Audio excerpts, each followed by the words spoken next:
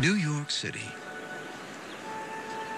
A beautiful but unremarkable autumn day, like thousands before it and thousands to come, until there aren't any more autumn days.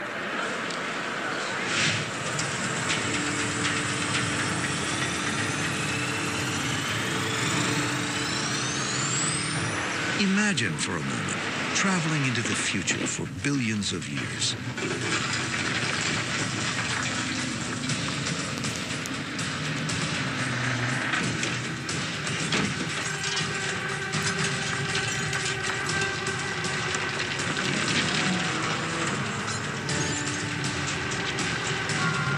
Past the end of human civilization and the lives of all living creatures on Earth.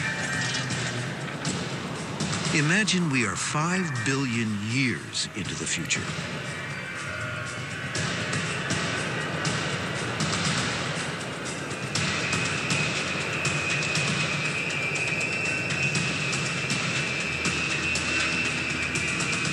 The sun is running out of the nuclear fuel that gives it fire.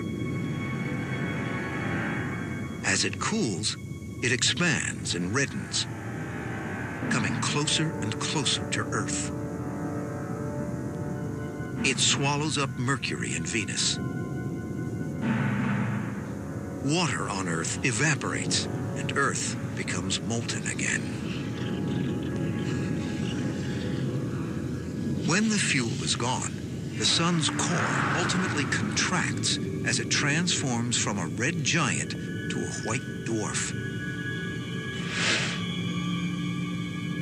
The expanding outer layers of the sun, called a planetary nebula, drift into space as ghostly shrouds of glowing gas.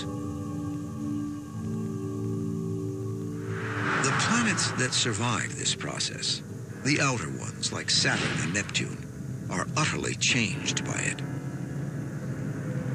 The planetary nebula blows away their gassy atmospheres, leaving small, rocky, and metallic cores behind. The distant planets, no longer held by the less massive sun's gravity, drift into the vastness of space. Travel billions of years after that, and all remaining heat from the sun has radiated out, and its small, dark surface is the same frigid temperature as the rest of space. The sun is now a black dwarf.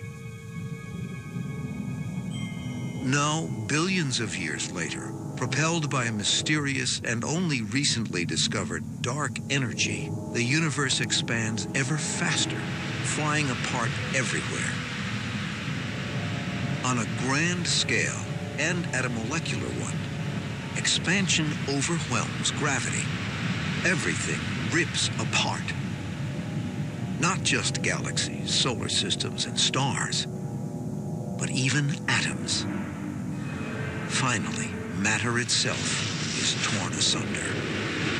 This is the Big Rip, the big rest in peace for our universe, the legacy of dark energy, that stuff we still haven't figured out. Right now, dark energy is mostly a code word for our ignorance, what this substance is. Some people think it's some sort of stuff.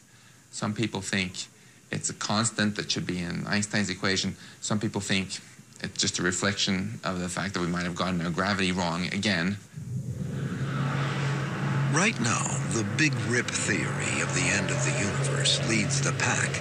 But who can say if this will remain our theory, or if some new discovery will challenge it? The stuff we haven't figured out yet, it goes on forever. One more blow to our centrality in the grand scheme of things. But that doesn't mean we don't know anything. Copernicus, Newton, Einstein, even Alfred, Wilson, and Guth. They've given us pieces of an endless puzzle. They've helped tell us how we fit in the picture. Recognize that the very molecules that make up your body, the atoms that construct the molecules, are traceable to the crucibles that were once the centers of high-mass stars, that exploded their chemically enriched guts into the galaxy, enriching pristine gas clouds with the chemistry of life, so that we're all connected to each other biologically, to the Earth chemically, and to the rest of the universe atomically. That's kind of cool. That makes me smile. And I actually feel quite large at the end of that. It's not that we are better than the universe, we're part of the universe. We're in the universe, and the universe is in us.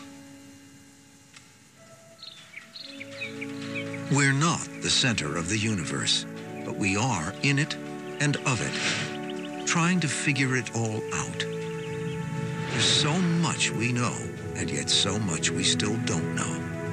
We hold on tight as our little planet goes hurtling through space, around the sun, around the galaxy, around the universe. Don't forget to look up. There's so much to see, so much to know. Where do we begin? On this episode of